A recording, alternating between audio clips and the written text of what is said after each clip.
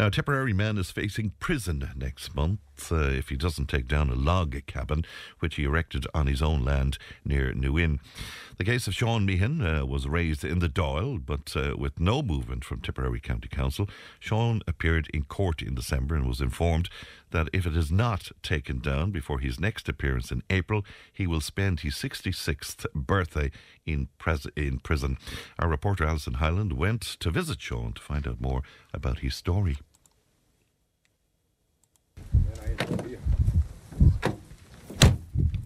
Now, hello puppies.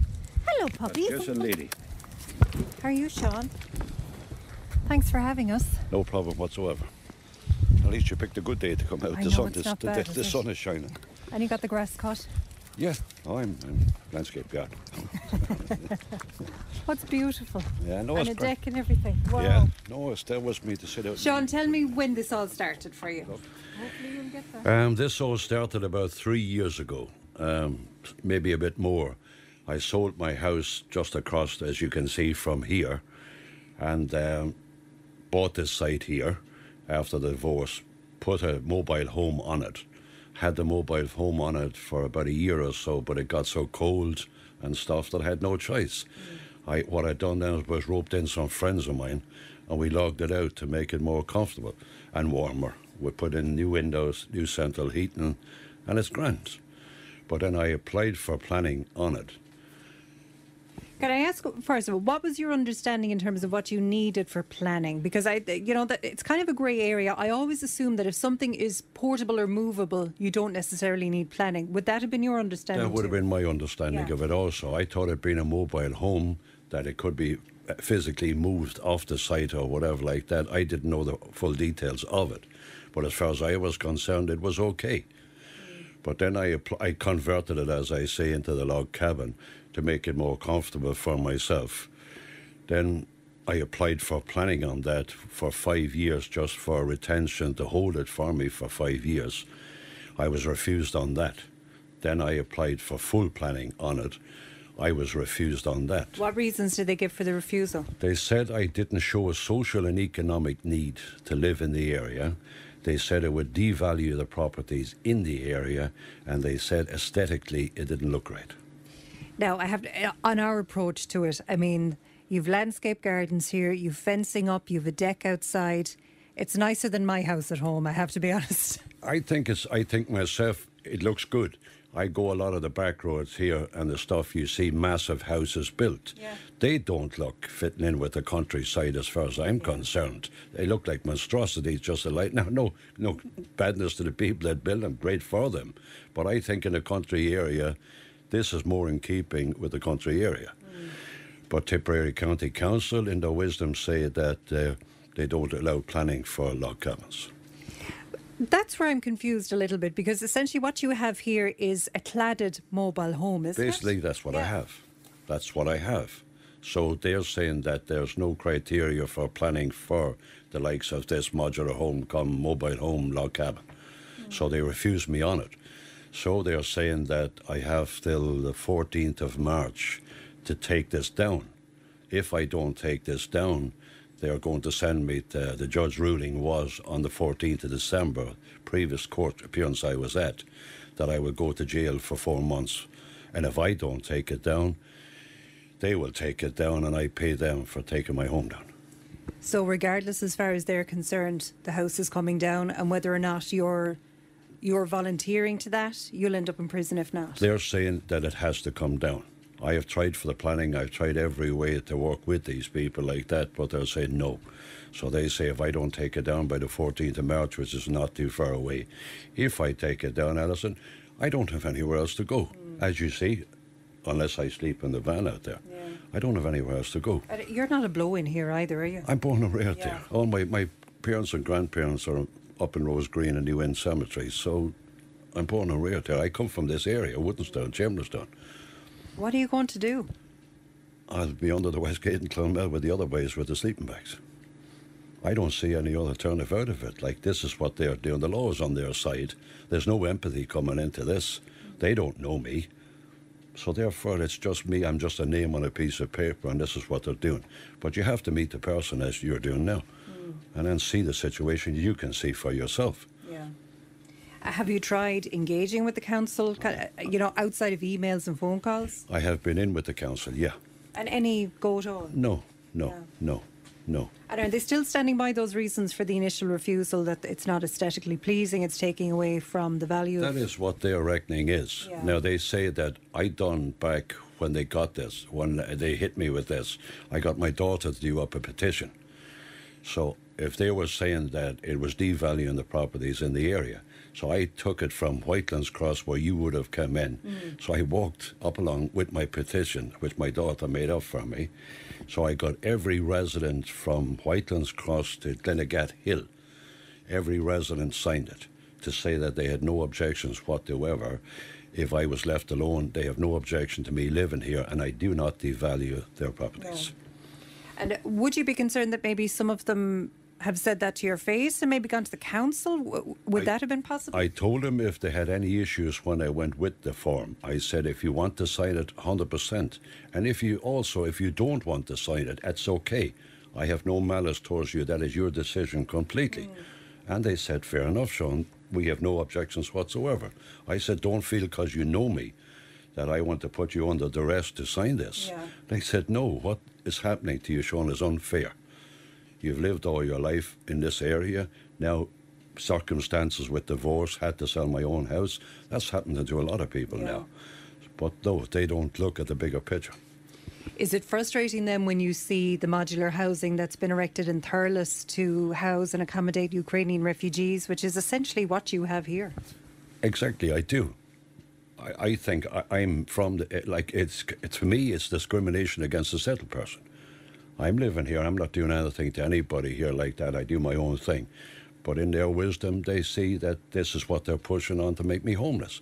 Like the homeless situation in Ireland at the minute is off the radar. Yet they want to add me to this. Yeah. I never asked them for anything. I bought the site, I put on all the services, I done everything myself. I never asked them for anything. All I asked for was just to live out the rest of my life. Yeah. Peace and quiet, but no. It doesn't make sense then, because if you do end up homeless, or you would, God forbid, if you end up in prison, I mean, you're at the expense of the state then, Exactly. whereas here you're not. Exactly, that was my point. And if they take it down, they say I have to pay for taking it down. I've already paid for putting it up. Yeah. I bought the site, I have everything in place. But my panic would be that if they do send me to prison on the 4th of April, they say that they can take it down once the order is against it. What I am nervous about is when I'm in Limerick prison, that somebody will come here and take it down. I have 2 dogs, as you see, my cat. Yeah. I'll have to try and get somebody to look after them. And what about my personal stuff? Yeah. I don't have much, but what I have is my own. Yeah. So would that give them the right to come and break in the door and knock this down and take it away in a truck? So when I come back, I go into the van. I have nowhere to go. They want the site back as the site was when I bought the site. Will you still own the site then? I own the site, but sure, it's pointless me owning the site. Yeah. What good? I can't do anything with it. I can't live here. That was why the intention I bought it. I didn't want to be burdening anyone going on looking for anything. I made my own way. Yeah. I went through the divorce. Okay, I said, right, okay, another chapter of my life. I'll start again. Took a while to get used to it like that, but I'm used to it now. But no. While you were dealing with all of this then, you also got some bad news regarding your health. Tell me about that. I did. I had symptoms, issues, so I went to my local GP. He referred me for an MRI scan. I went for the MRI scan and it showed up that I had issues with my prostate. I had a growth and stuff on my prostate, needing surgery. So put me on medication, probably like to reduce the growth before they would do surgery and stuff like that. So I then proceeded to Whitfield and I had surgery there. So lucky enough, they removed the growth and I had a biopsy done. The biopsy come back benign, which was wonderful news. But I still have treatment every couple of months. I have to go just to make sure I'm okay. But with everything, that it all coincided at the same time. Yeah. And not good, not good. But look, I'm over it now and I'm on the right side of it. Hopefully I'm okay. It was just another thing to deal with. It's just on top of what I was already dealing with. You know, I had the house sale, the divorce, ill, now the council. Like, I just want to be left alone. Whatever time I've left, I just want to live my life out in peace and quiet. I've had enough. I know you've made political representations as well to a couple of politicians. How has that gone? Has it given any clarification? Absolutely, yes. Initially, when it all started, I contacted Councillor Niall Denny. Now, in fairness to Niall, he took it on board from day one. He took it up at a couple of the meetings in Clonmel. He highlighted the case for me, helpful all the way down along the line. Then I also, who got involved in my case was Councillor Matty McGrath and his daughter Maureen. Yeah. So they have been very instigational all the way along. Matty brought it up in the Dole and all. I just was kept private about it. Not a lot of people knew about it. What Niall said, Sean, you're going to have to do something here, because what's going to happen is they're going to make you homeless. The majority of people won't even know this. So he said, you're going to have to do some PR. So he initially kicked it all off then, and now we are, you're here. Has it worked at all so far? I mean, having it raised in the Dáil, has that done anything? I think it's the way it is, they're trying to bring in, like Matty was pushing for like a moratorium on these, to say that they have to have some legalisation towards them the way things are. If they can build them all over the country, I do one here. Now, I agree with him saying you can't just knock a load of pallets together and make up and whatever like that. It's unsightly or whatever like that. But in my opinion, and you've been here now, this is very well done. Yeah. And it looks aesthetically, they say it's not good. But I think myself, it's good. What confuses me though, Sean, is that you were saying, I mean, if you wanted, you could hook up to the side there and drive it off if you wanted. Yeah. So, I mean, it is a movable structure. It is a movable structure. My idea was from day one that it being a mobile home, that it was a movable structure. Yeah. So therefore, it was fine. That was my reckoning on the situation. But then, as I say, when it kicked in, when the winter came, it was a serious shock to my system living here. So I had bronchitis. I spoke to my GP. And he said, Sean, you'll have to do something. So we cladded it out and insulated it as a separate unit. So it can still be open, the front of it, and you can still put a truck onto it and take it back out. I just would have thought then going into court last December, it would be open shut, saying there's a hitch there on the side of it. I can move it whenever I want. OK, off you go. No. It seems to be adamant on these modular homes like that, a precedent that if you put up the mobile home or whatever like that, I broke the law, basically what it is. It's an unauthorised development. And that's what they're pushing me on, that it's an unauthorised development. So I tried to solve that problem, to take it out of that remit, to put it that I applied for planning on it. Yeah. They still say no. They say Tipperary County Council do not give planning for modular homes or log cabins or whatever. But there's one in Care. It was sold a couple of weeks ago like that, up on the Mitchelstown Road. It's a log cabin. Yeah. And it was sold. So how did they get planning and obviously sell it then? Yeah. So with the housing thing and all, I think they should be trying to help people as opposed to putting people out, adding to the homeless figures. So you're counting down now the next, what is it 5 weeks? Yeah, it has to be completely taken down by the 14th of March. The site, as you see, has to be put back the way the site was. My dog runs, my 2 sheds, the post and rail, my gates, it all has to be put back. Grass seeded, topsoil, site closed down. And it has to stay like that. And if I don't do that, I'm on my way to Limerick. He actually told me that to bring a bag if I haven't conformed to his ruling, I'm going to Limerick. And this is what he told me. How does that feel? It feels crazy. I feel like, what do I do? Like, I'm 65 years old, I've never been in trouble and stuff like that. I don't want to end up in Limerick jail. Yeah. Like, that's just the way it is. But look, they say the law is the law, but... What would you be saying to people listening who I'm sure will say that this is very unfair on you, but also maybe to council officials who might be listening this morning?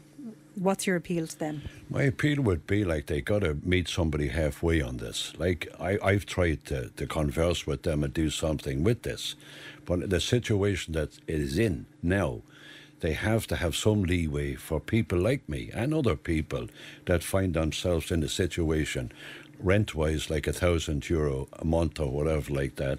The housing crisis is desperate, more than it ever was. And they put me now into this situation. Yeah.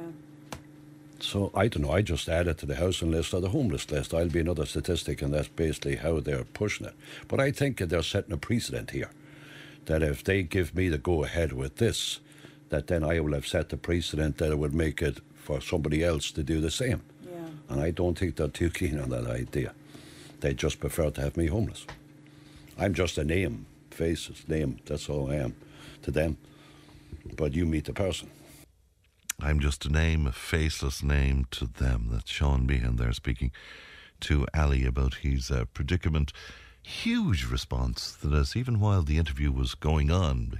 Huge numbers of people onto us, generally saying what a disgrace this is. Many people making the comparison with the provision of modular homes for people coming into the country, and those homes being provided without planning permission because they're emergency situations, and people wondering about that and saying, how fair is that?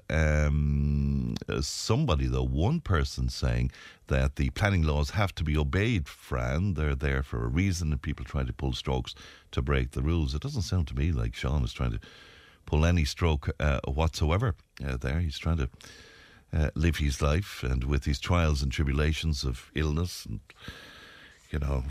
marriage breakup and all sorts of stuff, he seems to be dealing with it as best he can, Anyway, 083 311 3311. Back in just a moment.